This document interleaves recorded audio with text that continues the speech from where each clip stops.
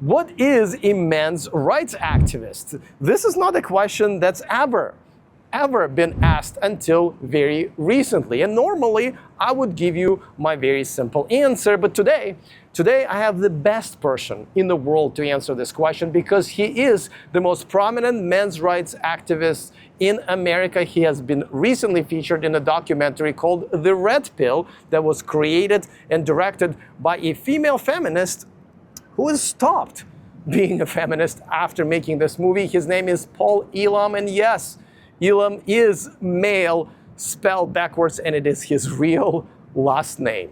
All right, Paul, now let me ask you a question that you've probably been asked a million times before, maybe not always in a friendly way, but what the hell is men's rights activist? Because we've always been told that it's the women whose rights we should fight for. And we've been told this pretty much since at least my birth, and it's been a while. So what is a men's rights activist? Well, pretty literally, it is one who advocates for the rights of men. I mean, I hate to say something so, it sounds like I'm returning your question with a too simple an answer, but fundamentally, or ostensibly, that's what it is. The thing is, though, this is what I've been advocating for a long time, is about 98, 99%, I would guess, of men's issues, men's rights issues, are solved and prevented around their decisions with women.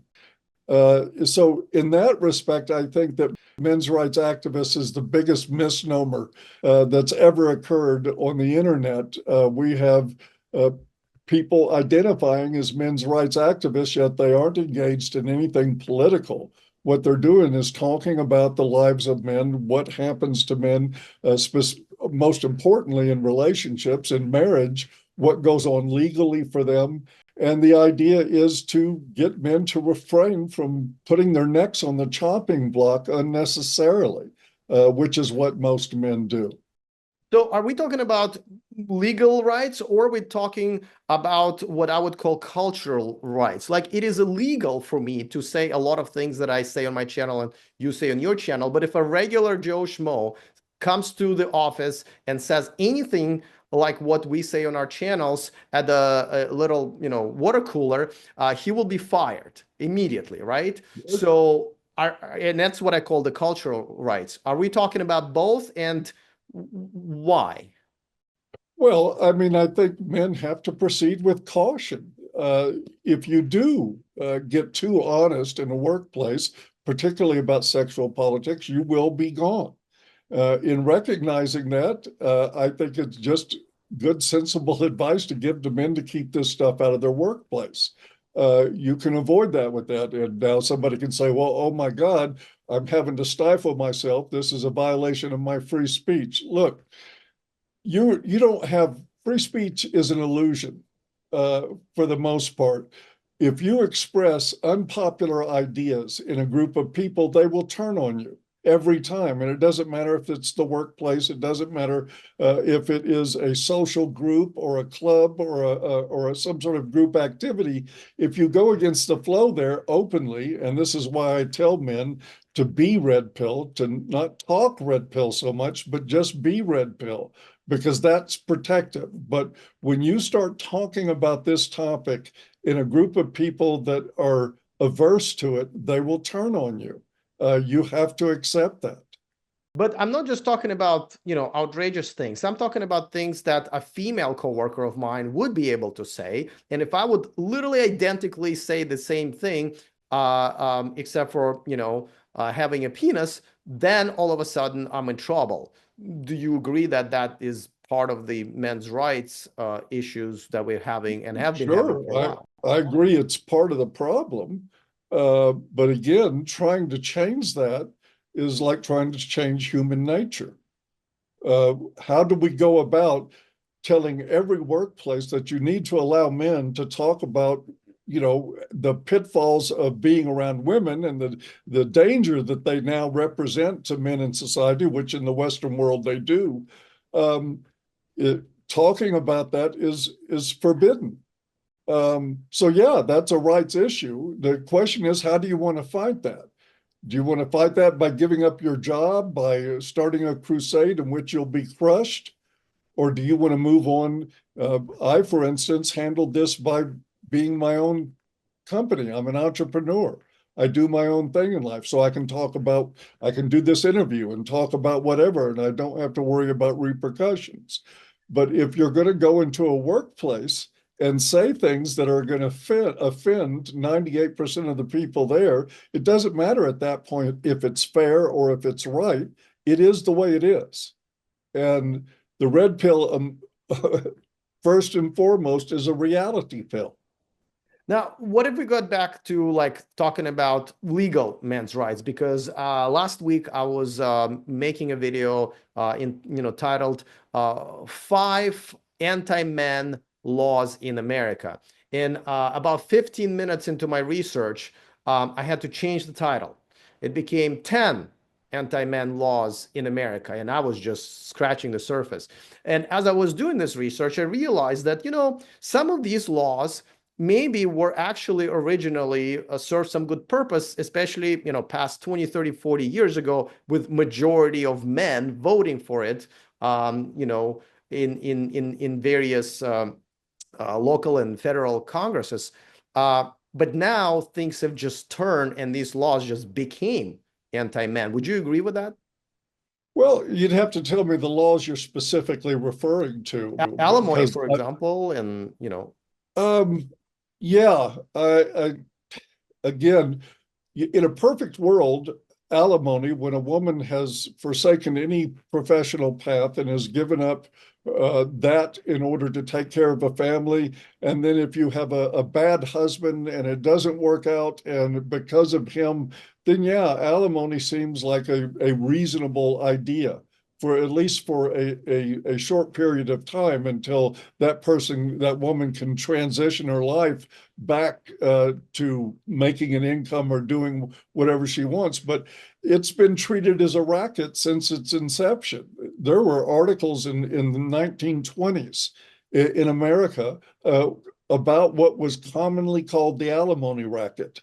And that was young women marrying one guy after another and rolling up. And there were women that married 10, 12, 15 guys and were collecting money from all of them. This has always been the case. So, yeah, well, then you go ahead. based on your answer, I'm going to harshen up my next question, because I was going to give men some credit. And, kind of because as my research went on, I was like, all right, I guess men didn't see this coming. They were trying to take care.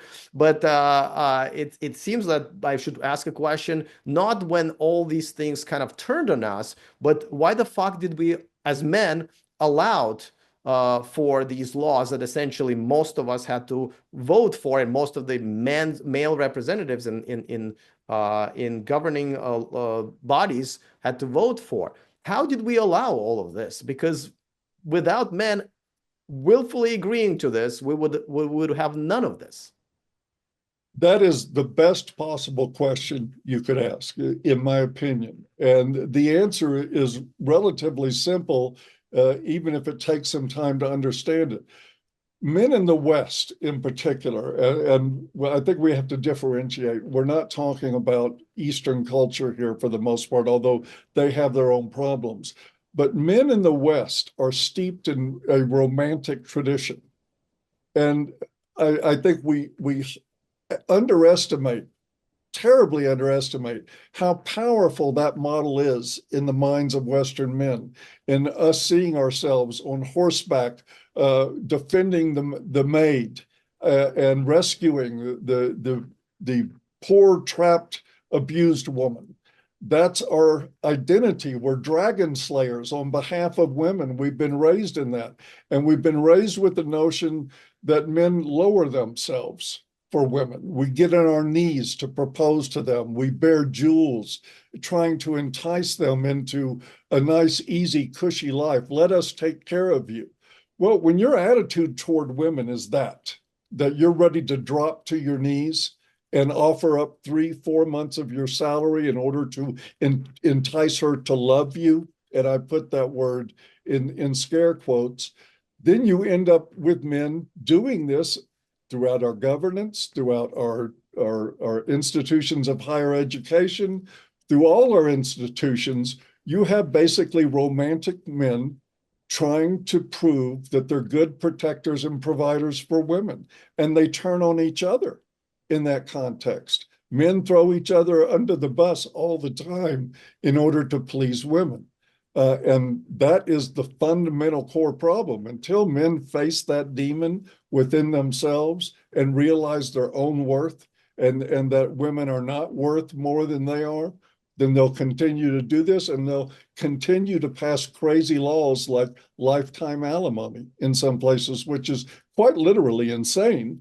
But you'll see men standing up proudly to defend that because it means taking care of women. Yeah, no, I always explain this to, I feel that, I've never been married by on purpose, but I feel like alimony, making a man paying alimony to a woman, it's the same thing as having a woman give this guy blowjobs after he divorces her. It's literally exactly, well, I would even say exactly, that's still not really fair, to be honest with you. But okay, but I think it is fair. It is a plundering of a man's personal assets, the things that he's worked for his whole life, the things that he's trained for. I think it's perfectly appropriate. And it's why there's an expression in my community called divorce rape, because that is the way it's interpreted. I meant, You force a man into slave labor in oh, order absolutely. to fundamentally subsidize a woman's life after the relationship is over. That is a kind of rape. Yeah, but And this is why I tell men, your decision, don't marry, don't legally marry in the West. It is a horrible mistake that most often will cost you dearly before it's over. I meant it was unfair to the man, even if the girl was providing blowjobs. But Okay. yeah. Sorry, no. I'm sorry. Yeah, no. But I do think I thought of even a better question, because I think this is the ultimate question of why, you've been doing what you've been doing, and I've, given up my professional life to start this channel. Is okay, how do we fix this? How do we go about essentially changing the laws of, alimony, child support? I can go on and on and on. You know the list better than me by far. How do we go about it? And is it possible? You starve the institution. If men refuse to marry enough, they'll change the law. It's as simple as that. Well, I mean, one of the things I try to impart to men is that there's never going to be a men's rights parade in Washington, D.C. There's never going to be a victory day. There's never going to be a day when we turn over all these unfair, and you're right, they're unfair, unjust laws that financially rape men, that throw them in jail on accusations, that rip them away from their children, just based on an accusation that's lodged in a divorce complaint. And these restraining orders are issued with no proof, no corroboration. You've checked into this. You know what happens in these family courts. We can protest. We can write our congressmen by the thousands. It'll never change as long as men are willing to get married. but I also, I mean, there's, as far as I'm concerned, there are many other laws outside of marriage that are unfair to men. For example, even, guy goes to a college party, meets a girl, takes her home. She says yes, no problem. Next day, he's arrested for rape because he wasn't able to determine with a legal, be his own attorney that she was. If a person who he's never met and ever seen sober really was intoxicated beyond the legal abilities and all that stuff, and all of a sudden he's a rapist. Now that has nothing to do with marriage. That has something to do with a shitty law that has to change. So. And we can, of course, go on and Oh, on we out, have the laws, though. I mean, we do have what's called due process, but we just forget about it when it comes to these cases. There is no real due process with this stuff. So again, what I say to this is if you're in an environment where you're in college and going home with that girl that's been drinking or taking her back to your dorm or going to hers, you do this at your own risk. Because guess what? The laws are not going to change. They're not going to, it is too gynocentric. Again, we go back to this romantic model where everybody making laws, passing laws, interpreting laws, writing laws is doing this on some level subconsciously in the romantic model. And so they just suspend due process. So what law would we change to correct that? Well, we'll repeal. I think it's not so much, changing the Okay, laws. but These which laws need law? to be repealed. All right, which law?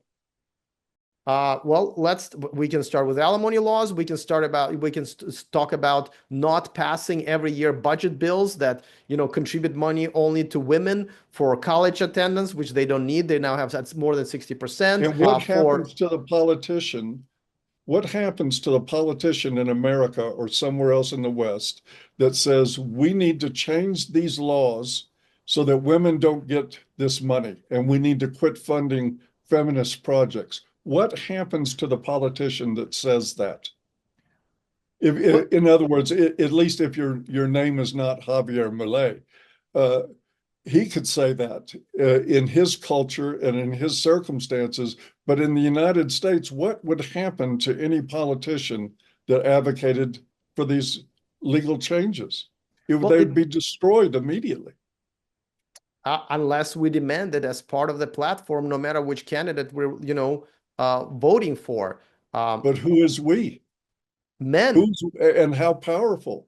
I mean, can you the stuff you're talking about, just so you know, maybe 1 or 2% of men even have their minds open to this. This is a kind of an elite club of guys who have the stoicism and the mental acuity to look through all the BS and to see what's happening at the core. That is a very small percentage of the men. Most men, 98, 99% of them, are lining up to get on their knees for women. And that isn't changing right now. I'm hoping that with a small contribution of my channel, I could change, because from what I am hearing from you is the step number one is to get a better PR machine, to get this message in a better way to more men, to wake them up first before we can ask them to actually take actions. And, I don't know, maybe I'm naive. Maybe I know I'm a newbie here and you kind of, breaking my heart here, but I kind of thought that we can do it. Well, and I think at some point we can, but this is 100-year project.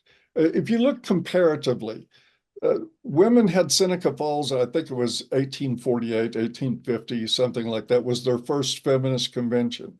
It was 70 years after that before women could vote. And it was another 50 to 60 years after women got the vote that gender feminism raised its head and they started really profiting from this. That's well over 100 years of time, 120, 130 years of time before even feminism, with all the romantic inclinations we have and all the tendency that we have as human beings to protect women, it still took all that time for that kind of social movement to change. With men, my prediction is it's going to take even longer. I think it will eventually happen. At some point, we'll wake up. But we've only been having this discussion in a robust way for about 20 years now, 30 years maybe. So you will be gone. I will be gone before this really fundamentally. This is my opinion. I could be wrong. And look, I'll get behind a guy like you to change my mind all the time, because this discussion, this is part of that process. This is part of waking men up to what's actually happening. If we could convince young men just of the innate risks of legal marriage across the board, it would move things in the correct direction.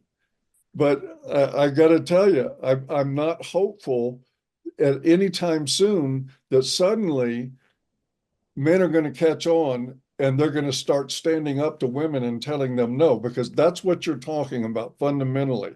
We change these laws, all this stuff. The core of that action is men standing up to women and saying no.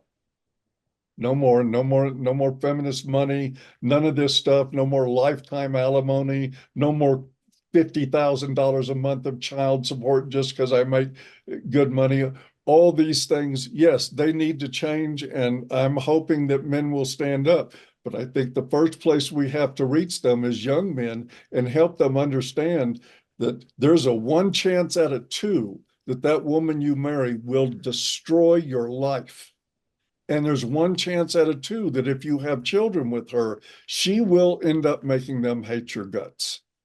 Because this is what happens. It has been an honor having Paul on this channel. As a matter of fact, our conversation continued into 2 more topics, and I will upload those 2 videos separately on my channel. Of course, don't forget to subscribe to his channel, or you can go to paulelam.com and get links to all of his social media.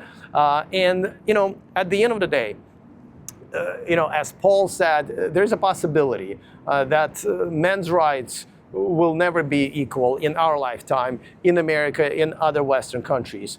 However, if you just refuse to be a second-class citizen in America, and how I felt for many years, you can do what I have done and many other men have, which is ditch America, ditch the Western country, ditch the lack of rights that you have, and move to another country that will suit you better. I did it originally because I wanted to date traditional women again, and they kind of ran out of them in America. And anybody who wants to do the same, I would encourage you to move to another country. And if you're seriously considering this, which I think you should, go to themillionmanproject.com, where I have outlined every single step of the way that you need to take, plan, choose the right country for you, and get to the country where not only you will have access to wonderful traditional feminine women, but also you will feel respect for men once again.